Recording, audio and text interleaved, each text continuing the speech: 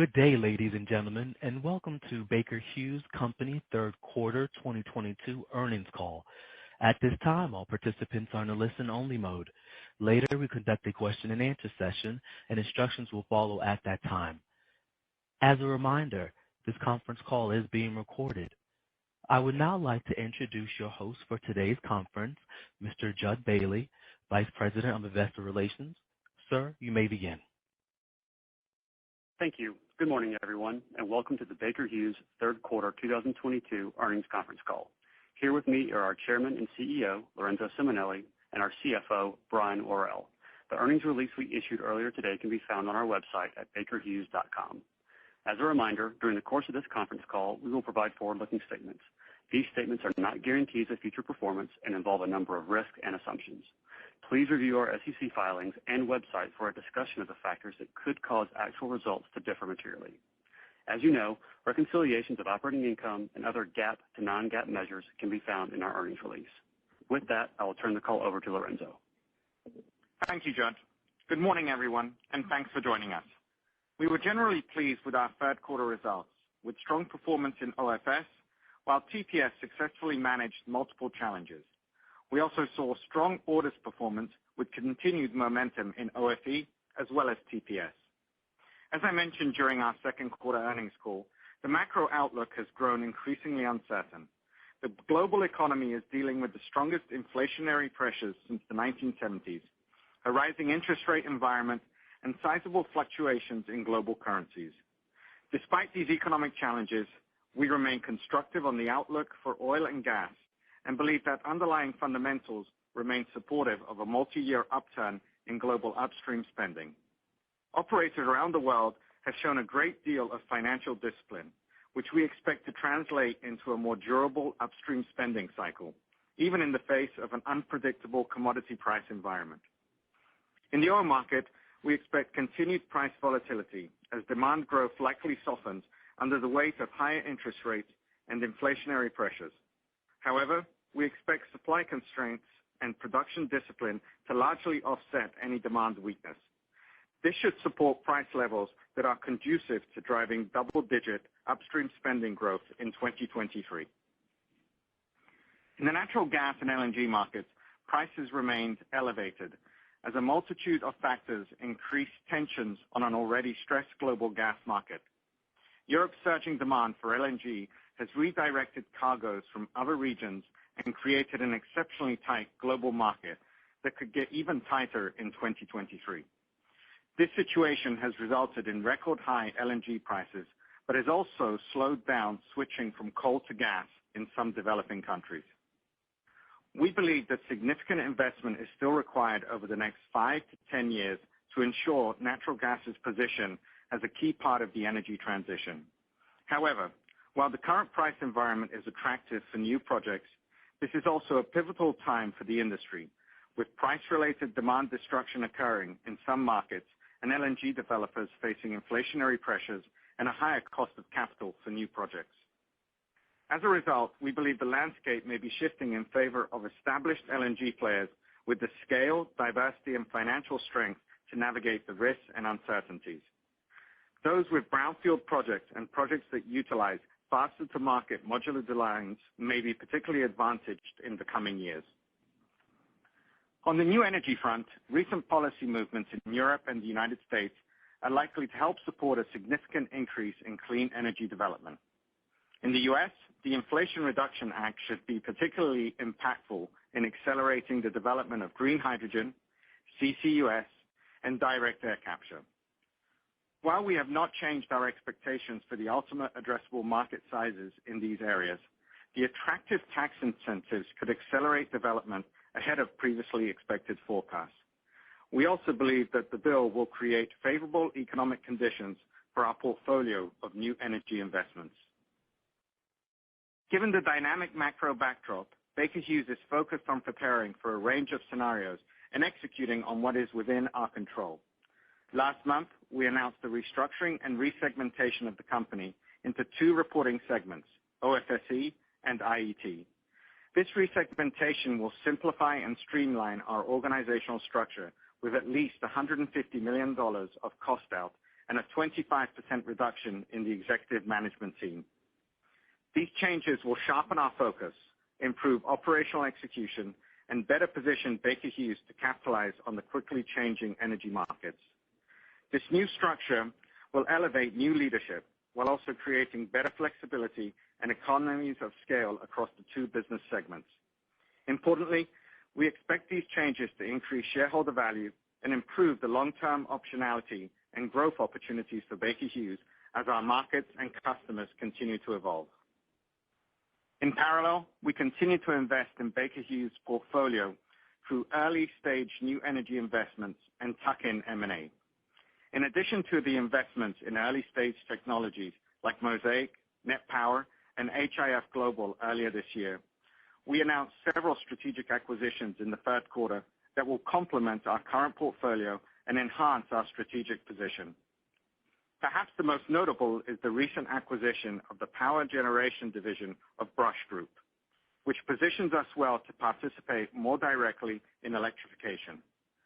Other transactions also include the acquisitions of Quest Integrity and Access ESP, which enhance our inspection capabilities and broadens our ESP technology portfolio. Now I'll give you an update on each of our segments.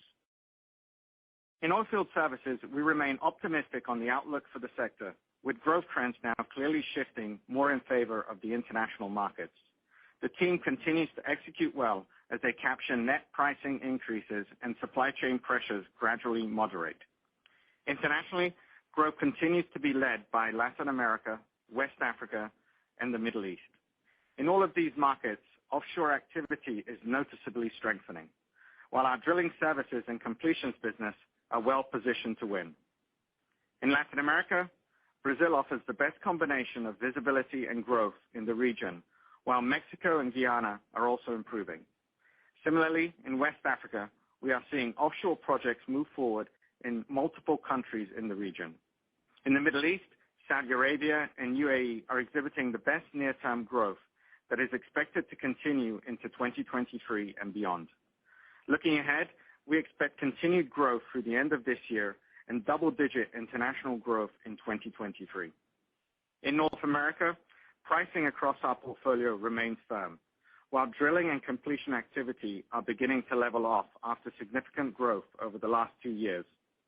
Although the U.S. market will be more dynamic and dependent on oil prices, we generally expect solid activity levels through the end of this year with an opportunity for modest growth in 2023 driven by public operators. Operationally, our OFS business is executing well and remains on track to achieve our target of 20% EBITDA in the fourth quarter of 2022. Over the course of the year, we have generated solid margin improvement across multiple product lines, including drilling services, completions, artificial lift, and wireline.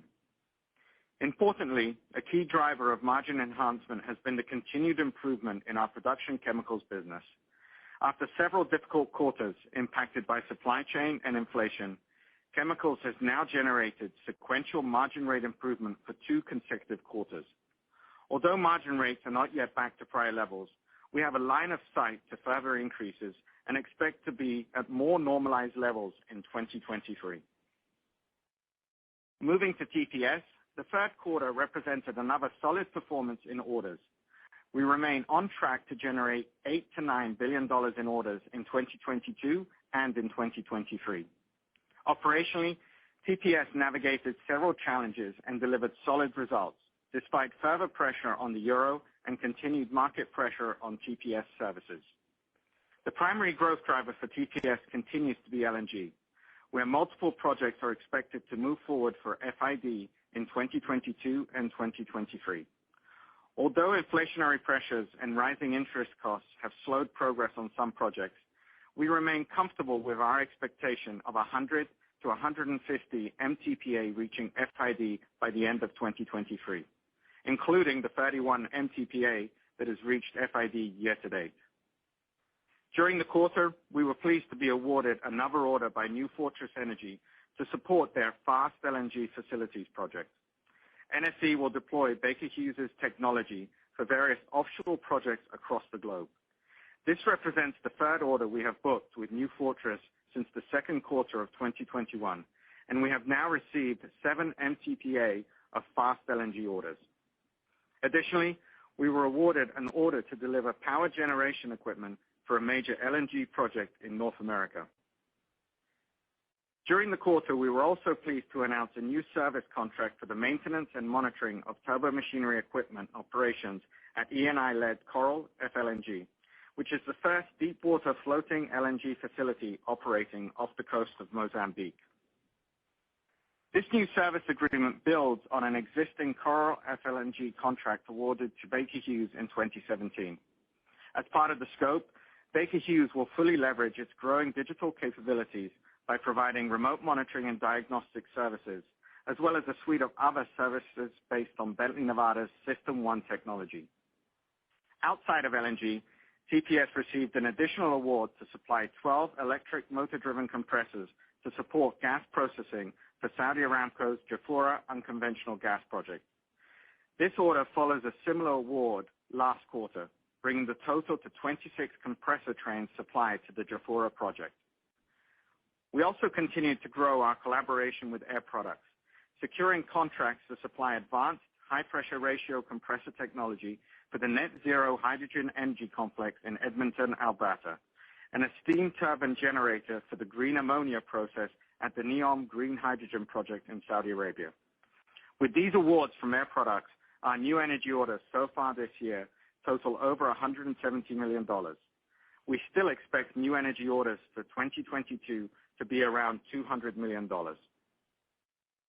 Next, on oilfield equipment, growth in the subsea and offshore markets continues to trend positively and should maintain solid order momentum over the next couple of years.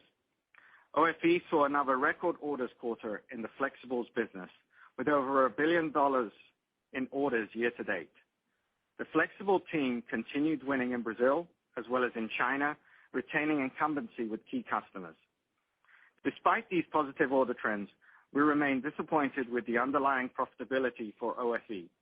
As we highlighted in our strategy update last month, we have announced several actions to rectify these issues, including an initial $60 million in cost savings from removing management layers and integrating multiple functions and capabilities with OFS.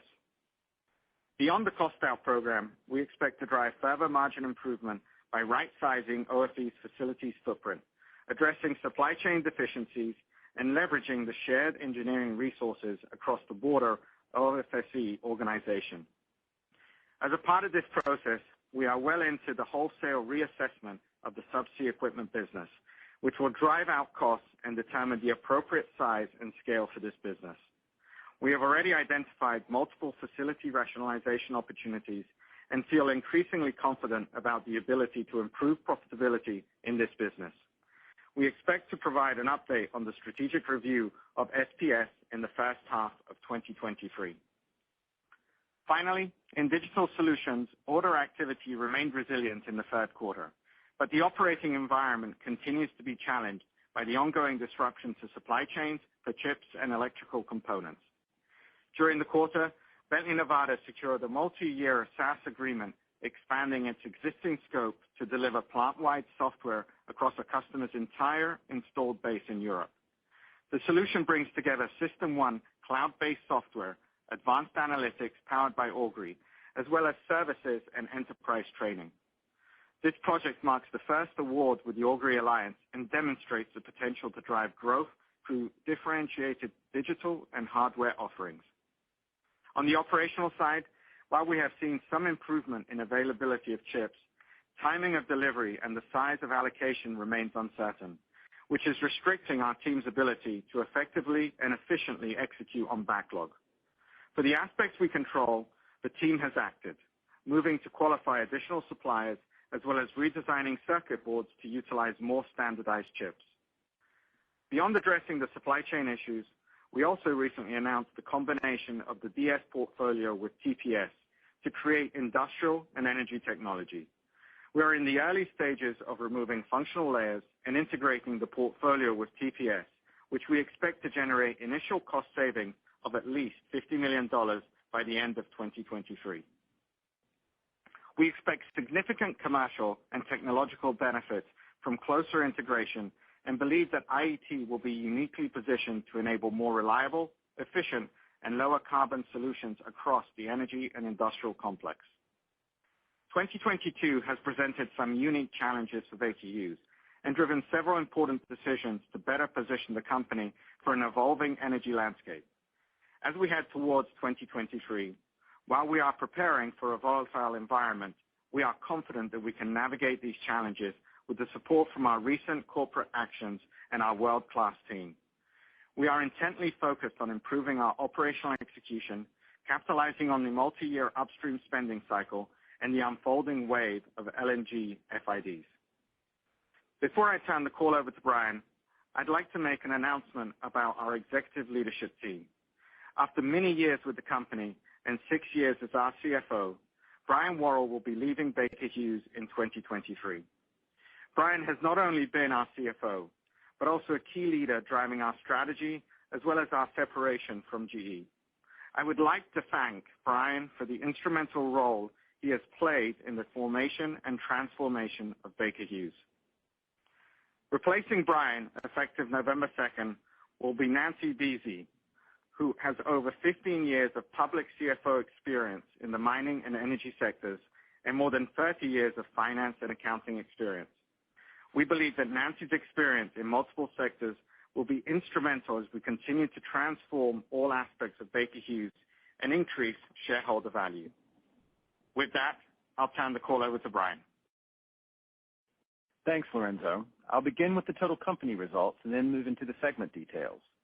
Orders for the quarter were $6.1 billion, up 3% sequentially, driven by OFE and OFS, partially offset by a decrease in Digital Solutions and TPS. Year-over-year, orders were up 13%, driven by increases across all four segments. We are pleased with the orders performance in the quarter following strong orders in the first half of the year. Remaining performance obligation was $24.7 billion, up 1% sequentially. Equipment RPO ended at $9.1 billion, up 3% sequentially, and services RPO ended at $15.6 billion, flat sequentially. Our total company book-to-bill ratio in the quarter was 1.1, and our equipment book-to-bill in the quarter was 1.3. Revenue for the quarter was $5.4 billion, up 6% sequentially, driven by increases across all segments. Year-over-year, revenue was up 5%, driven by OFS and Digital Solutions, partially offset by lower volumes in TPS and OFE. Operating income for the quarter was $269 million.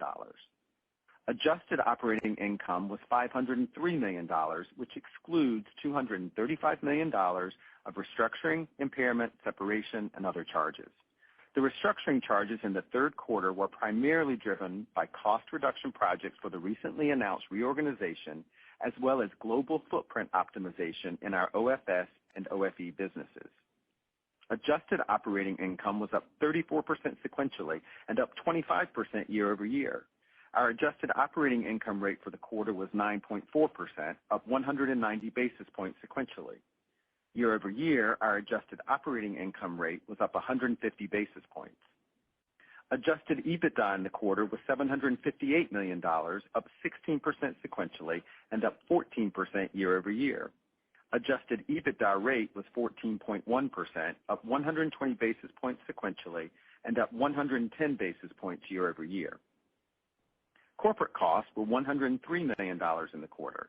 For the fourth quarter, we expect corporate costs to be flat compared to third quarter levels. Depreciation and amortization expense was $254 million in the quarter. For the fourth quarter, we expect D&A to increase slightly from third quarter levels. Net interest expense was $65 million. Income tax expense in the quarter was $153 million. GAAP loss per share was 2 cents. Included in GAAP diluted loss per share was a $50 million loss from the net change in fair value of our investment in C3AI, which is recorded in other non-operating loss. Adjusted earnings per share was 26 cents. Turning to the cash flow statement, free cash flow in the quarter was $417 million. For the fourth quarter, we expect free cash flow to improve sequentially, primarily driven by higher earnings and seasonality.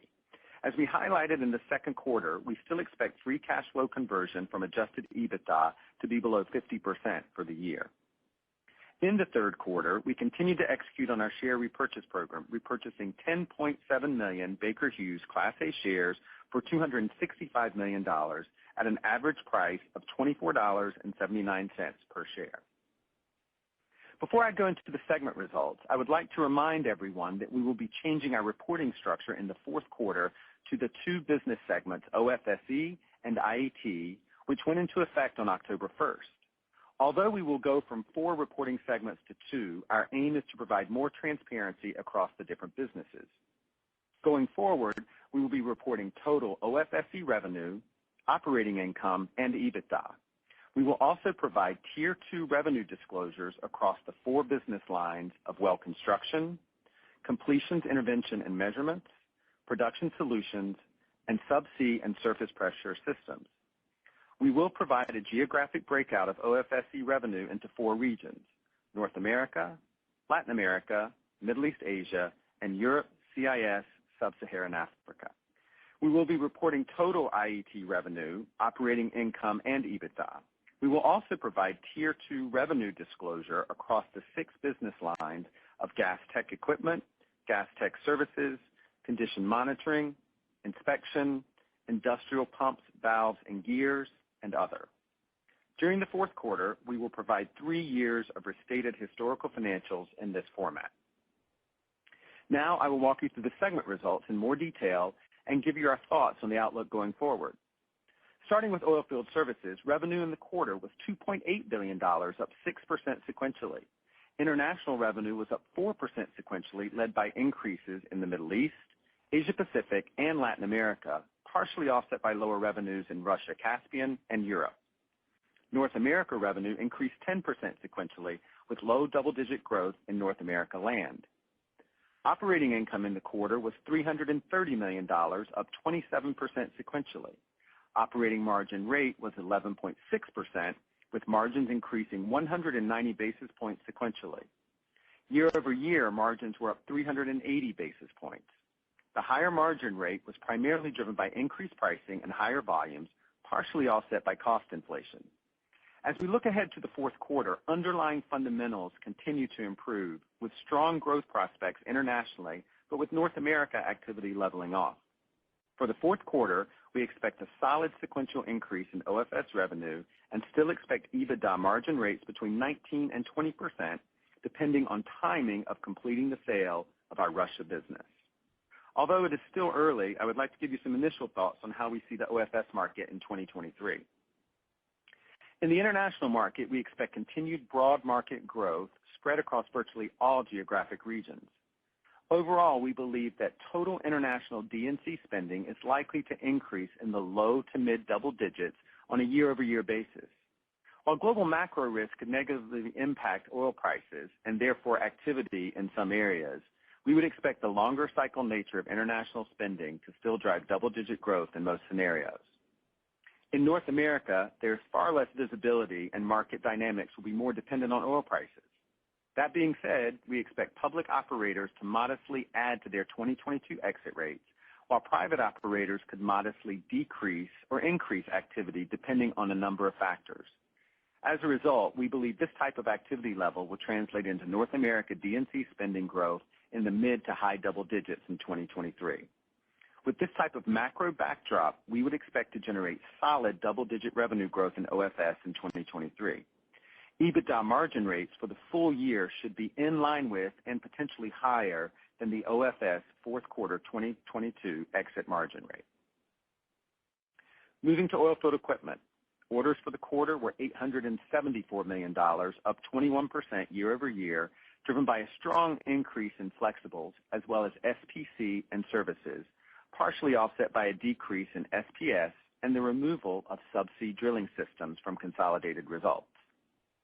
Revenue was $561 million, down 7% year over year, primarily driven by SPS and the removal of SDS, partially offset by growth in flexibles, SPC, and services. Operating loss was $6 million, down $20 million year over year, primarily driven by lower volumes from SPS in the quarter and the removal of SDS. OFE's lower operating margin rate was primarily driven by lower volume, cost inflation, and lower cost productivity. For the fourth quarter, we expect revenue to be flat to slightly higher sequentially, with operating income still below break even due to cost under absorption following the suspension of recent contracts. Looking ahead to 2023, we expect continued recovery offshore as activity in several basins is set to further strengthen. We expect mid to high single-digit growth in OFE revenue driven by backlog conversion and growth in subsea services. We expect operating income for the year to be around break even, with any potential upside driven by the timing of our cost out and restructuring efforts. Next, I will cover turbomachinery. Orders in the quarter were $1.8 billion, up 5% year-over-year. Equipment orders were up 13% year-over-year, supported by liquefaction equipment awards for NFE and an award for power generation equipment for a major LNG project in North America. Service orders in the quarter were down 1% year-over-year, driven by lower contractual services orders, partially offset by an increase in upgrades. Revenue for the quarter was $1.4 billion, down 8% versus the prior year. Equipment revenue was down 17%, driven by lower backlog conversion and foreign currency movements. Services revenue was flat year-over-year, primarily driven by increases in transactional services and upgrades, offset by a decrease in contractual services and foreign currency movements. Operating income for TPS was $262 million, down 6% year-over-year. Operating margin rate was 18.2%, up 40 basis points year-over-year, driven by favorable services mix and productivity on equipment contracts, partially offset by cost inflation. For the fourth quarter, we expect another strong orders quarter and still expect TPS orders in 2022 to be in the $8 billion to $9 billion range. We expect a double-digit increase in TPS revenue in the fourth quarter on a year-over-year basis, driven by higher equipment volume from planned backlog conversion. With this revenue outlook, we expect TPS margin rates to be moderately lower on a year-over-year basis due to a higher equipment mix compared to the fourth quarter of 2021. Looking into 2023, we expect continued strength in TPS orders in the $8 to $9 billion range, supported by LNG and onshore-offshore production. We expect TPS revenue to grow in the low 20% range in 2023, driven primarily by equipment backlog conversion. However, similar to this year, revenue growth will also be impacted by any project movements in backlog, as well as foreign currency movements. On the margin side, we expect operating income margin rates to decline modestly in 2023 due to higher equipment mix, as well as a step-up in R&D spending in our CTS and IAM growth areas to drive new technology commercialization. Finally, in Digital Solutions, orders for the quarter were $547 million, up 5% year-over-year.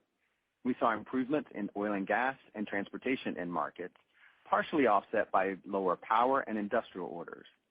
Sequentially, orders were down 10%, with all end markets lower. Revenue for the quarter was $528 million, up 4% year-over-year, driven by higher volumes across all Digital Solutions product lines. Sequentially, revenue was up 1%, driven by higher volume in Nexus Controls and PSI, partially offset by lower volume in Bentley Nevada. Operating income for the quarter was $20 million, down 22% year-over-year, largely driven by lower cost productivity and cost inflation as we continue to work through electronic shortages, partially offset by higher volume. Sequentially, operating income was up 11%, driven by higher volumes. For the fourth quarter, we expect to see strong sequential revenue growth and a strong increase in operating margin rates. Looking into 2023, we expect DS revenues to increase mid-single digits, which assumes revenue growth from backlog conversion improvements as chip shortages ease and energy markets remain robust. This will be partially offset by expected declines across all our industrial businesses due to likely global economic weakness. We expect these volume increases to drive solid growth in operating margins. Lastly, and before we move to Q&A, I would like to thank Lorenzo and the Baker Hughes team for all their support over the years. This company has come a long way since the merger with GE Oil and Gas and is in great financial condition with a strong balance sheet and outstanding finance team. Baker Hughes is well positioned to execute on the continued transformation into a leading energy technology company. It has been a pleasure to work with all of you. With that, I will turn the call back over to Judd. Thanks, Brian. Operator, let's open the call for questions. And thank you. If you have a question at this time, please press star then the 1 key on your touch tone telephone. If your question has been answered or you wish to remove yourself from the queue, press the pound key. We ask that you limit yourself to 1 question and 1 follow-up. And 1 moment for our first question.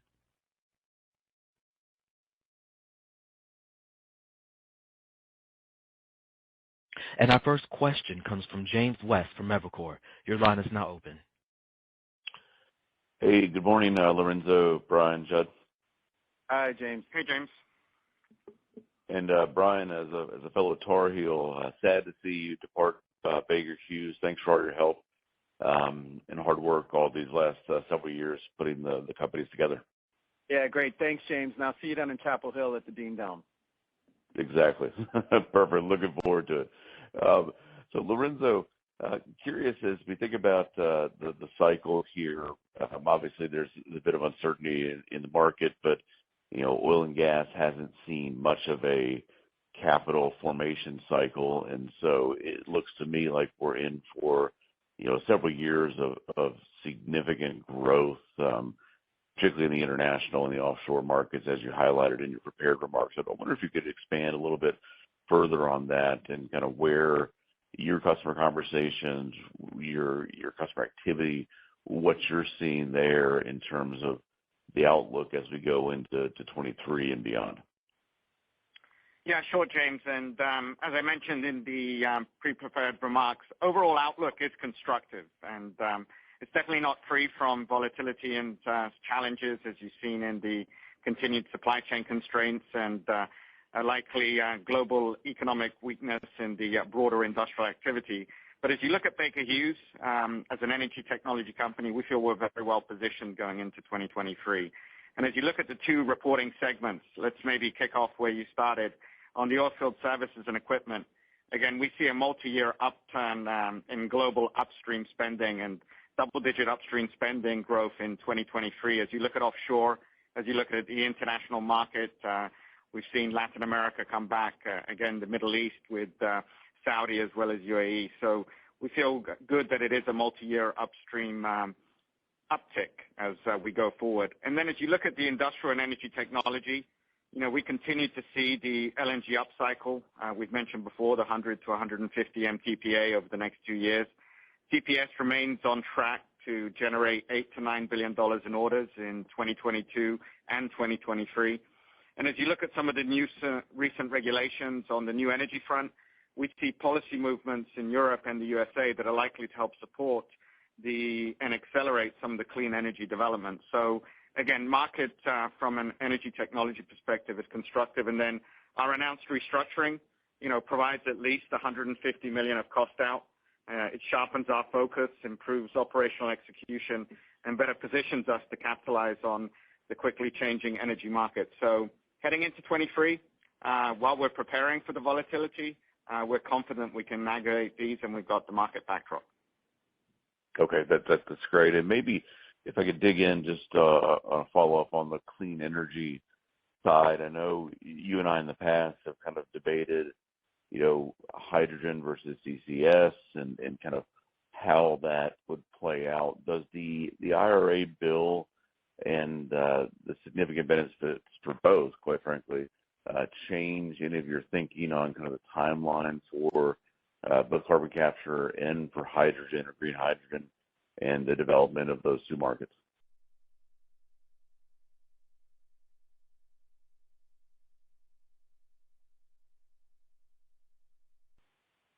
Yeah, sure, James. And as you look at the Inflation Reduction Act, also in conjunction with the earlier past investment and infrastructure Jobs Act, it provides significant investments and incentives for the deployment of critical decarbonization technologies.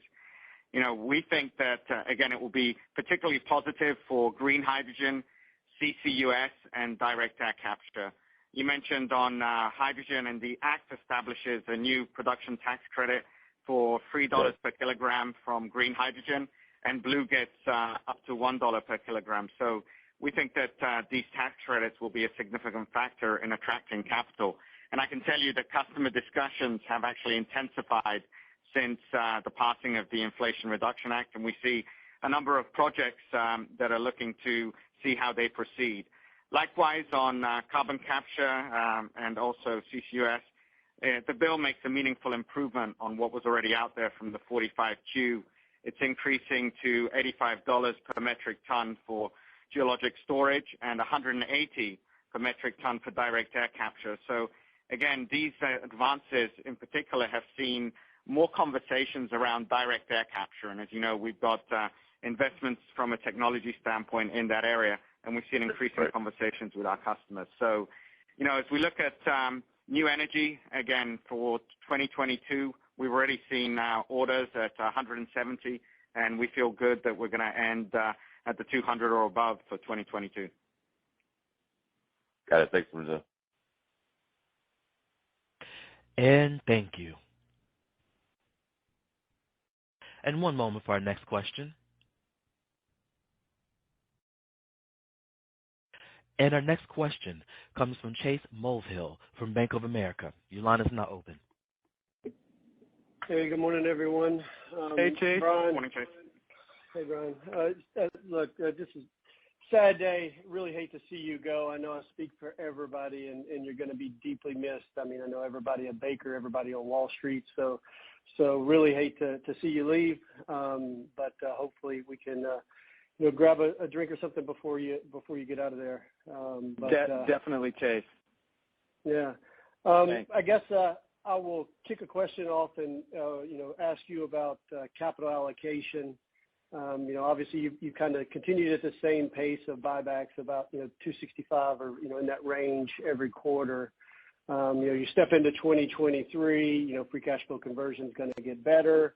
Obviously, you look at the base business, it's going to continue to get better. And so free cash flow should continue to expand. And you should have some excess cash that you have to decide, what to do with, whether it's, special dividend, whether it's increasing the base dividend, whether it's, continuing with the pace of buybacks. So how should we think about capital allocation, as we kind of go forward? Yeah, Chase, look, no real change in terms of how we think about financial policies and our philosophy here in terms of returning capital to shareholders. We are, still committed to returning 60 to 80% of our free cash flow back to shareholders through both dividends and stock repurchases. As you pointed out, we've had a healthy buyback program this year. We've already exceeded that level for this year in the first 9 months, as we bought back about $727 million worth of shares, and there's more to come in the fourth quarter. And if you combine that with, our annual dividend payout of about $735 million, we'll likely return, over or around $1.5 billion or more to shareholders this year. And as you pointed out, we've had a pretty strong track record since coming together and forming the new Baker Hughes in 2017. So look, right now I see our stock as an attractive use of free cash flow, buying that back. As you know, we have not increased the dividend in some time, and I think going forward, looking at a combination of dividend increases over time, as well as a stable, consistent buyback program, is the right way to think about it. Ultimately, I believe this is an attractive shareholder return policy, and you'll see us continue to use a combination and fluctuate the buyback really, as we continue to generate strong free cash flow. So, we've listened to what investors have been saying and taken that feedback, and I think this combo is the right way forward for Baker Hughes, especially given the strength of the portfolio and our free cash flow generation in the past, as well as what it looks like going forward. All right, it makes sense. As a follow-up question, maybe this one's for Lorenzo. On the subsea business, the SPS business, obviously flexibles has been pretty strong. Maybe the subsea tree business has been, maybe a little bit softer. Obviously, you've had a different strategy in the past of kind of, potentially, looking at alternatives for the business. But, you're looking into the first half of next year to, potentially, announce a new strategy or ultimately what you're going to do with this business. So when we think about this business and what you could potentially do with it, could you just lay out some of the options of kind of what you're, exploring and potential, go forward for this business? Yeah, sure, Chase. And as we've stated, we are doing a wholesale reevaluation of our SDS business, which is underway. We've already identified multiple facility rationalization opportunities. We feel increasingly confident about our ability to improve the profitability in this business, and we're evaluating a range of options that includes a smaller, more focused strategy that could be a good balance for the two major other players. And, we look to complete this analysis and update you at the first part of 2023. So feeling good about the progress. We've got the synergies that are clearly visible and looking to move to profitability.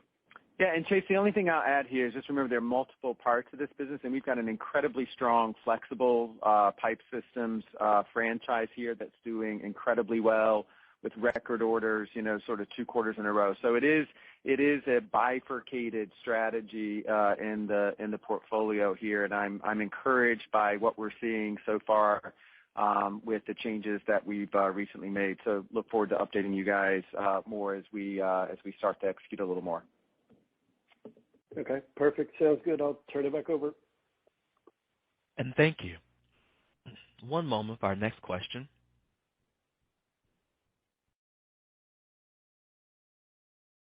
And our next question comes from Arun Jayaram from J.P. Morgan. Your line is now open.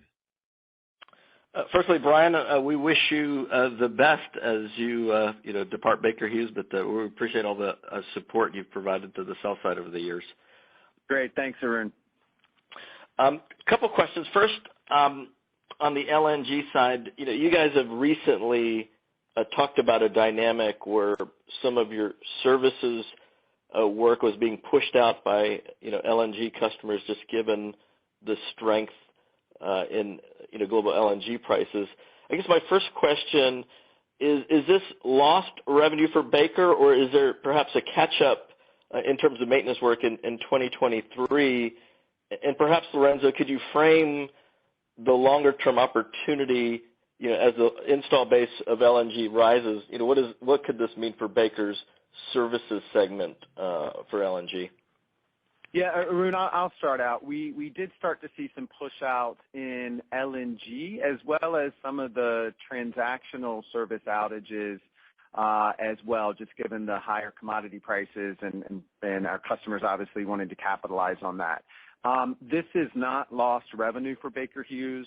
If I look everything that has started to push out, we'll see some of that coming in likely in the fourth quarter based on the schedules that I've seen. But largely all of that will happen in 2023.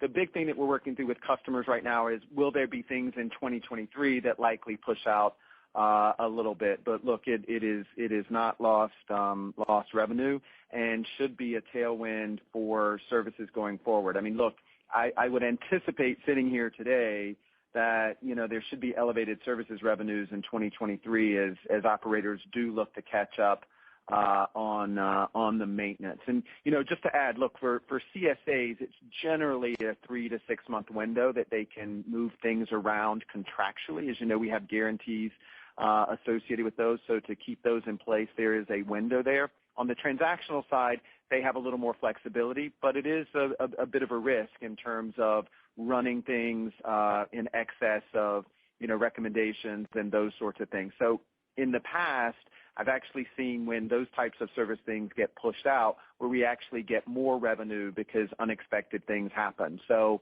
again, this is a longer cycle business, and what I see here is revenue definitely coming in and not lost revenue. And then I'll let Lorenzo comment on the longer term outlook with the massive increase in install base that we're seeing. Yeah, Arun, as you look at the future, again, LNG outlook is positive. As I mentioned, the 100 to 150 MTPA of LNG FIDs over the course of the next 2 years. We're comfortable that that's coming through, and also see more pipeline of projects going into 24 and 25. Already this year, you've seen 31 MTP of LNG projects. You've seen us announce the Plaquemines, Cheniere Corpus Christi. And look, as you look at the future, our installed base by 2025 goes up 35%. And that's good for the services, as Brian mentioned, that comes in after that. So an installed base growing and out to 2025 and beyond is positive for our business. Great. Lorenzo, maybe a follow-up. You reiterated your 100 to 150 MMTPA outlook over the next couple of years. You did mention how you're seeing some impacts from inflation and financing, challenges. You think about driftwood. And so I just wanted to see if you could put that into context, or do you expect some of the brownfield opportunities to offset some of these, challenges we've seen? Yeah, again, I would acknowledge that the environment has become more challenging, in particular for some of the independent developers. As you mentioned, cost inflation, supply chain bottlenecks, and generally, I'd say we'd see the landscape maybe shifting in favor of more established LNG players, those with the scale, diversity, financial strength, and better placed to navigate the risks and uncertainties. Also, brownfield projects and projects that utilize the faster-to-market modular design are particularly advantaged in the coming years. So it is plausible that some projects change pace. The build cycle becomes more smoother and more prolonged. But again, feel confident in the 100 to 150 MTPA over the course of the next 2 years. Thank you very much. And thank you. And one moment for our next question.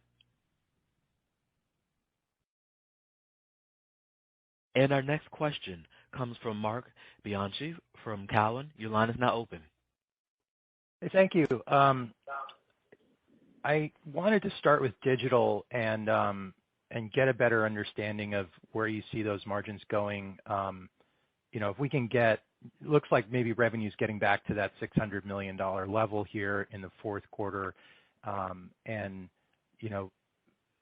perhaps margins are still quite a bit below where they were if we go back a couple of years. What do you think is needed to get those margins back to where they were in 2019, and kind of how likely is that in 23?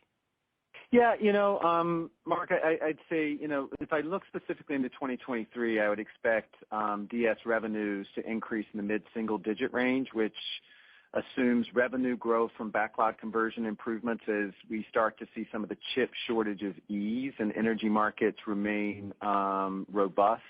I do think we may see a bit of a pullback in terms of orders and revenue from some of the industrial businesses due to the likely economic weakness. So, balancing all of that, I don't see the margins getting back to those 19 levels next year, just given the level of conversion that we'll have and the level of output. I mean, look, while electronics are stabilized right now, I don't see them getting markedly better, next year. So we're going to be hampered probably by output, and that obviously impacts cost absorption and the ability to drive margin growth there. We are doing a lot on the cost side to continue to take costs out, but there is no reason that this business should not be back to those levels or higher once we get some of these supply chain issues completely behind us. So the long-term outlook is still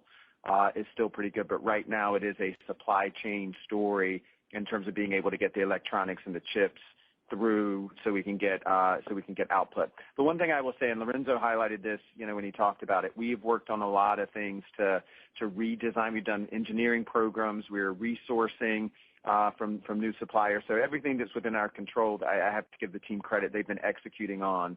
And as the global demand situation changes, I think you'll see some improvement there. Oh, okay, super. And I'll just echo what others have said, Brian. Thanks so much for your time. We're going to miss you. Thanks, next Mark. question for you bet. Next question for Lorenzo. You announced this power gen acquisition from Brush.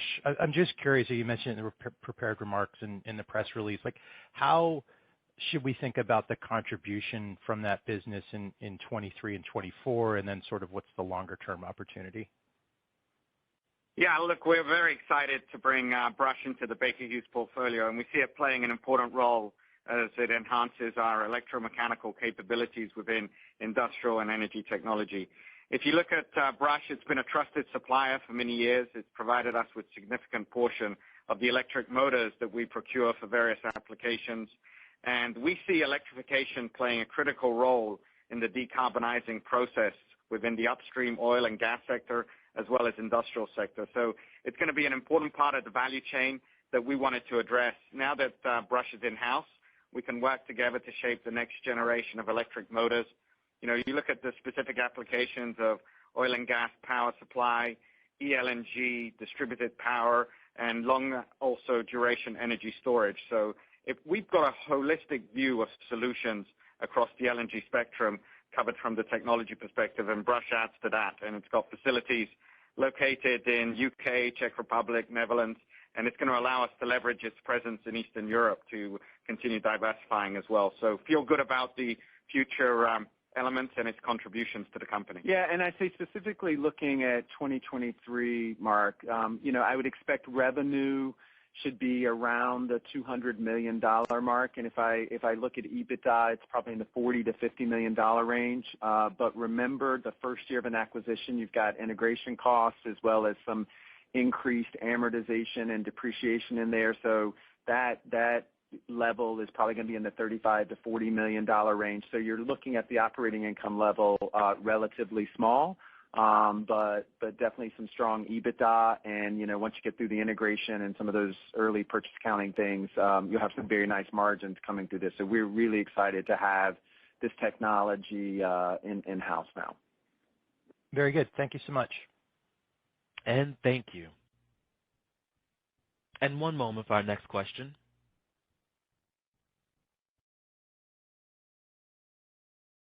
And our next question comes from Neil Mehta from Goldman Sachs.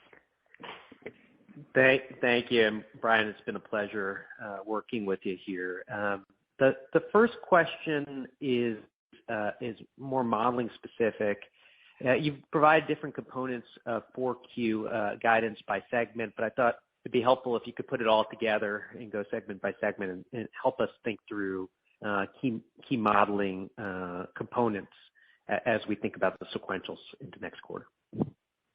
Yeah, if I take a step back and look at fourth quarter overall, starting with OFS,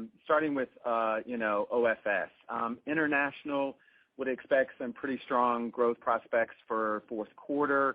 North America, I'd say activity is leveling off here towards the end of the year, and that should really result in solid sequential increase from a revenue standpoint. I'd say in the mid single digit range. And look, as I said, EBITDA margin rates should be between 19 and 20%, and the only reason they're not firm at the 20% is just the timing of the sale of the Russia business, which we expect to happen within the quarter, and the timing of that and how that plays out, Neil, will be the swing there. But look, Maria, Claudia, and the team have done an outstanding job, and clearly have line of sight to that 20%, especially as chemicals continues to improve as they have done the last couple of quarters. On OFE, revenue will be flat to slightly higher sequentially based on what I see from a backlog conversion. We'll still be below break-even levels due to the cost under absorption given the suspension of the contracts that we talked about, primarily were really in Russia, that have come through. Switching gears a little bit, turbo, given where we are from an equipment conversion standpoint, I would expect revenues to be up double digit in the fourth quarter on a year-over-year basis.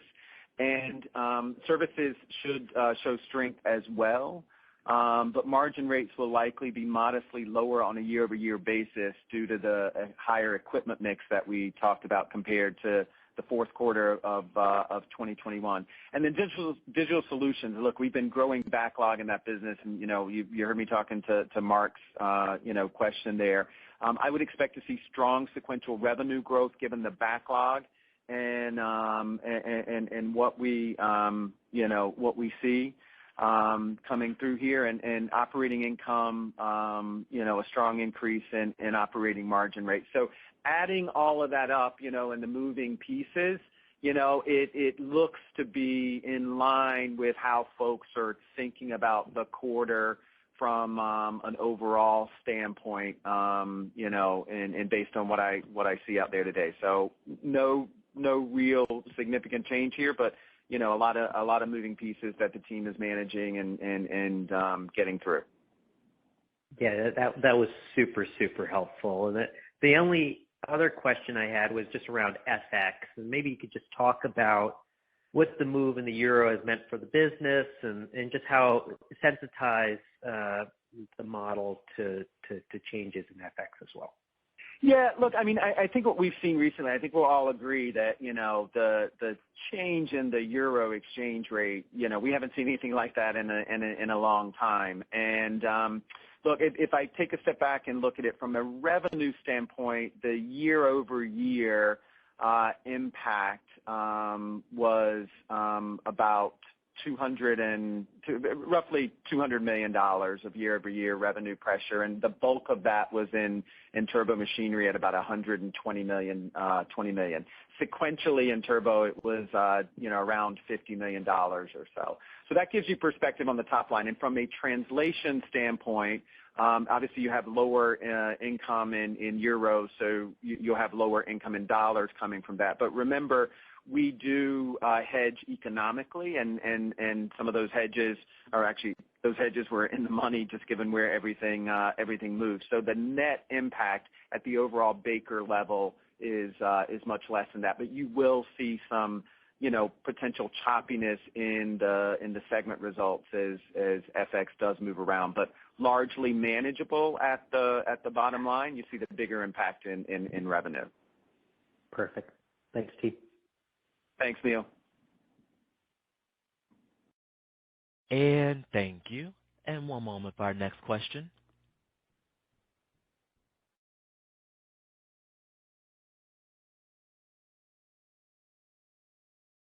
And our next question comes from Dave Anderson from Barclays. Your line is now open. Hi, Dave. Hey, guys. Hey, how are you? So on the release, you mentioned the two fast-track LNG projects for New Fortress.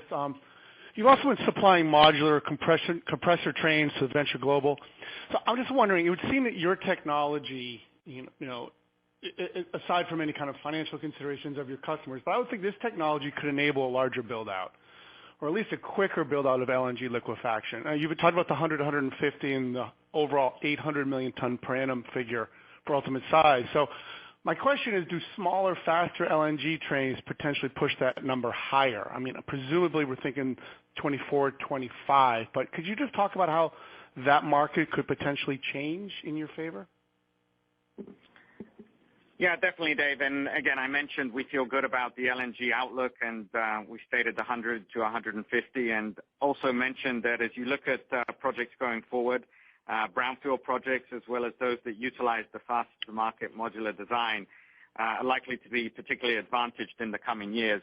As we look at it, we've always said we're going to have a complete solution offering for LNG, and definitely the aspect of fast LNG and modular is gaining traction right now, and it could lead to more players coming into the field as you look at different gas reserves that are being found, and also look to capitalize on those as the need for energy continues. I'd say right now still the outlook is 800 million tons by 2030. I wouldn't go off that at this time, and we'll continue to monitor the situation.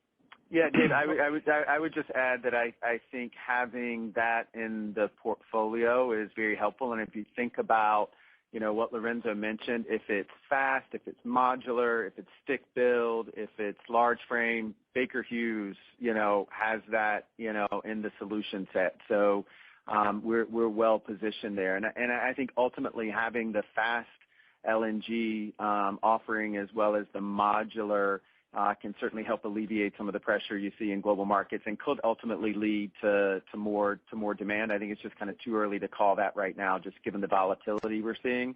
But it's definitely, I think, a tailwind overall for Baker.